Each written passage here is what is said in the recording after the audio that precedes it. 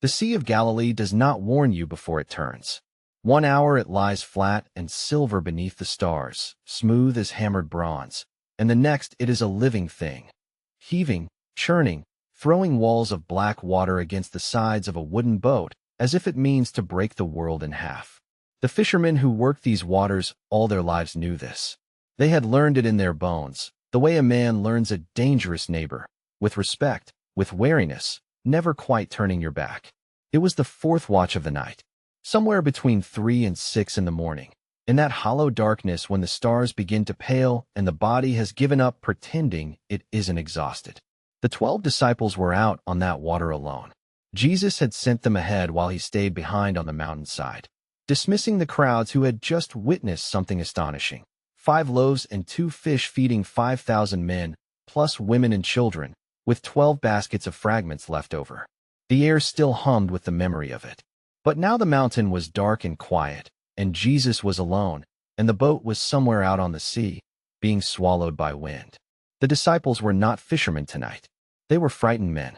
They had been rowing for hours and making no headway. The wind was against them, Matthew tells us, and Mark adds that Jesus could see them straining at the oars. They were nowhere near the other shore. And the question that every man in that boat must have carried like a stone in his chest was simply this: how much longer can we hold on? Then something appeared on the water. At first, no one could say what it was. The waves were high enough to lift the bow of the boat and drop it hard, and the spray was cold and constant, and the men were squinting against the dark. But there was a shape out there, moving toward them on top of the water, not through it, not above it, but on it, steady and unhurried as a man walking a road he has walked 1,000 times. And when they saw it, every fear they had been holding about the storm was instantly replaced by something far larger. They screamed. Matthew records it plainly. They were terrified, and they cried out in fear. Because what walks on water in the dark? What moves across the surface of a storm-tossed sea at 3 in the morning?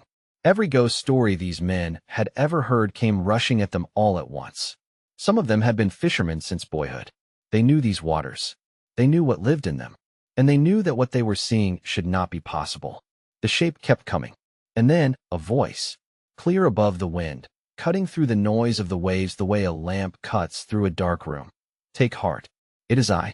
Do not be afraid. 3 sentences. That is all. But those words landed differently on different men.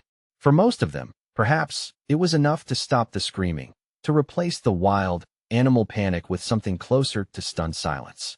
The shape was Jesus. It was their teacher. He was walking on the water and calling to them, and the world had just become a place where that was a thing that happened.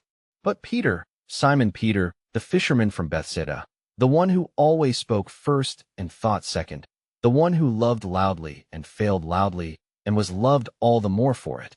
Peter heard those words, and something lit up inside him like a coal catching fire. He leaned out over the gunwale. The wind was still howling. The boat was still pitching. And he called out across the water, "Lord, if it is you, command me to come to you on the water." Read that again slowly. If it is you. Not even certainty, just the wild hope that it might be, and the equally wild decision to stake everything on that hope. Peter was not asking for proof before he believed. He was asking for permission to act on a belief he wasn't entirely sure of yet. He was saying, "If you are who I think you are, then the water will hold me too. And if it holds me, then I'll know." Jesus said one word, "Come."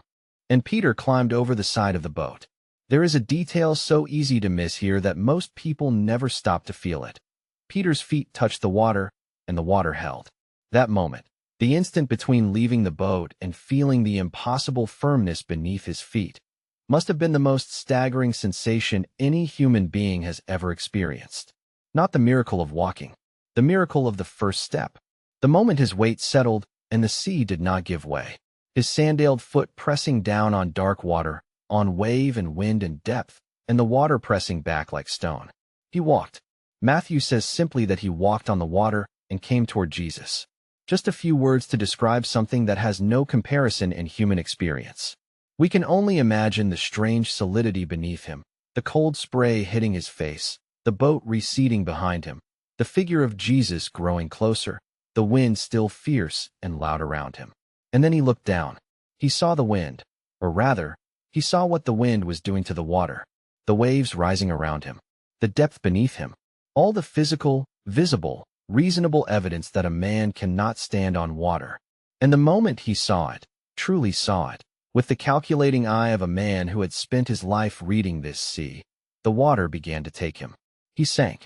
He cried out with the desperation of a man who knows he is going under. "Lord, save me." Jesus reached out his hand immediately. That word, immediately, carries enormous weight. No hesitation. No pause to let Peter struggle. The moment Peter called, the hand was there.